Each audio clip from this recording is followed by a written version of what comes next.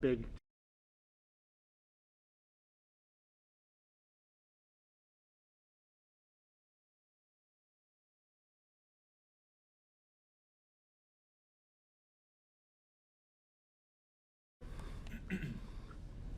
Open for questions. I'll start with Chris Basnet. Fred, explain what just happened. I don't know if I can, Chris. That was a lot of fun. I mean, just it was great to see all the work that our guys have been putting in pay off in a game like that. It's the exact effort and consistency you need to compete in this league and win in this league. You have to have 40 minutes of consistent basketball, and I just thought we came out of the gate with such a great mentality of sharing the ball. We had 14 assists on 16 baskets in the first half. That thing was flying around. Started off with Thor. We kind of ran a special play to get Latch shaken out of the single side, taking the pick and roll to the crowd. And he made a perfect on-time, on-target pass for Lat to get going. And then I think on the next possession, drove baseline, drifted Lat to the corner with great spacing and hit a second one. And then he was off and rolling from there. But I thought, Lat's cutting and movement when they started to overplay him and pressure him was phenomenal. And, Derek just made huge plays for us all night. Trey, another really efficient overall game. Kobe, rock solid out there. Really everybody from top to bottom. Delano, Shamil banged up his knee a little bit. Hopefully he'll be okay. And then it's great to see guys get opportunities.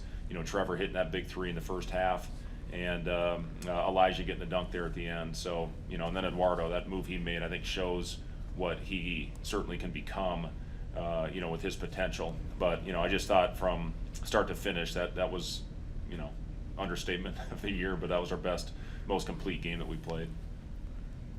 Robin Washut.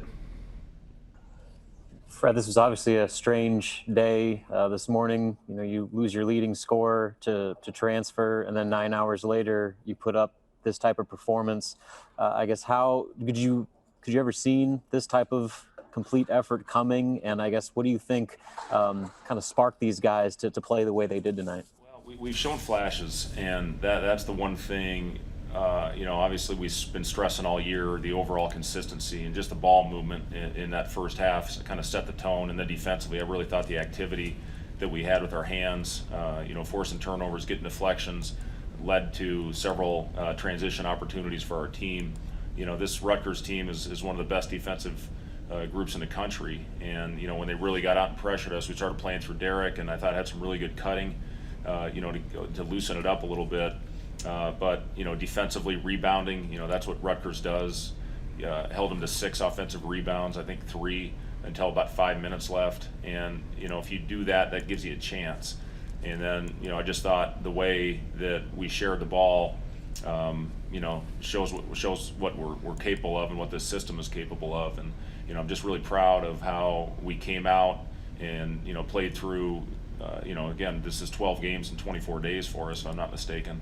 And to continue to come out and compete like we are, says a lot about these guys. Sam McEwen.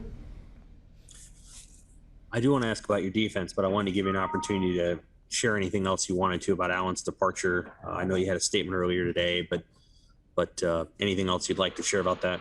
Well, I'll say this. I enjoyed coaching Teddy. I enjoyed, the opportunity to get to know him, and I'm certainly wishing Teddy nothing but the best as he moves forward, and I'm going to do everything I can to support him and help him as best I can.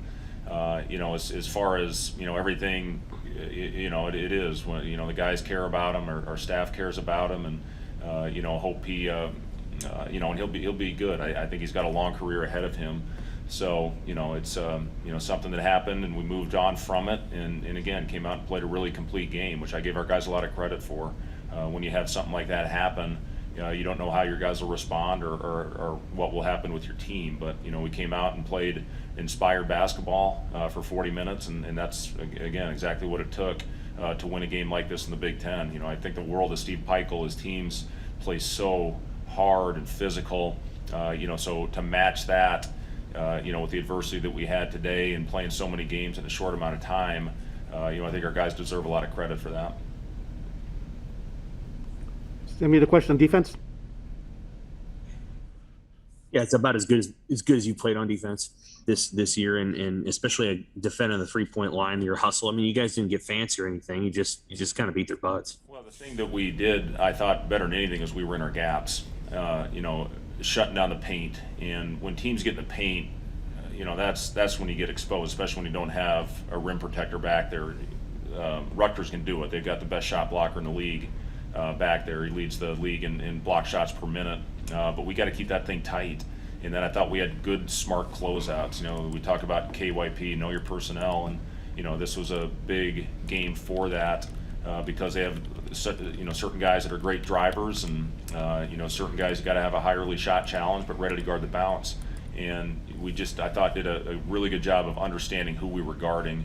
21 of their 25 were in the paint in the first half, but I really thought we shut down the driving lanes in that second half especially.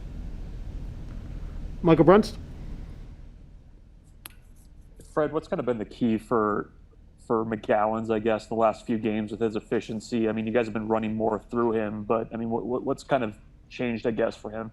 Yeah, he's just playing with a lot of confidence. I don't think he's pressing as much as he was when we first got back from the shutdown. And to be honest with you, I thought his 2 games against Michigan State and Indiana were 2 of his best of the season. And then you come down with COVID, and then you get shut down for 20 days.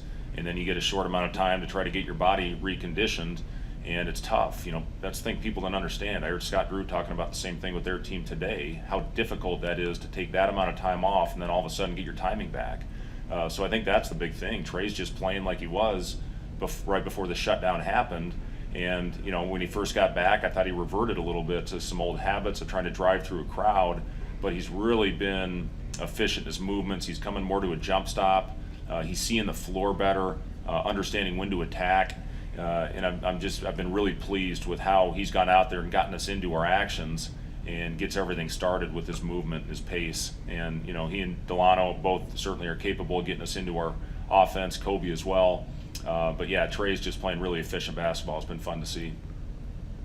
We'll take a couple more here. I got Robin Washut. We've hardly talked about Lat and his career night. How important were his early 3-pointers just to not only set the tone for you guys, but open up Rutgers' defense, especially with the way they were defending the rim early? Yeah, they do such a good job. My number one key was don't challenge them at the rim, and we go in and get 4 of our first 8 shots blocked at the rim, and then we started figuring it out, and it drives me nuts when the top things we don't understand until we finally get out there and say, oh, you know what, those guys are right. They do watch a lot of film and understand what they do, but Johnson's so good in there, and then they do help and converge on the ball. And I think the biggest thing, once Lat started hitting, it opened up those driving lanes a little bit more. Derek had some incredible finishes at the basket, a lot of those from Trey, and Delano got him a couple as well. But it was just, a great thing to see Lat take that lid off early, again, to get them closer to our shooters and open up those driving lanes. Okay, we'll finish with Connor Happer. Do you think this puts a different perspective on the next week, 2 weeks for you guys, and how much confidence does a win like this instill in them that they can make some noise maybe over the next 2 weeks? Well, I think the biggest thing is to win 2 in a row and to string together back-to-back games, put the big emotional win against Minnesota behind us and find a way to, get the energy levels back up where they needed to be tonight, to win this game. And we'll have a huge challenge, obviously, with Iowa with the way they're playing right now. And finish up with Northwestern, who's playing very good at this time. So we just want to continue to take positive steps. That's what this is all about.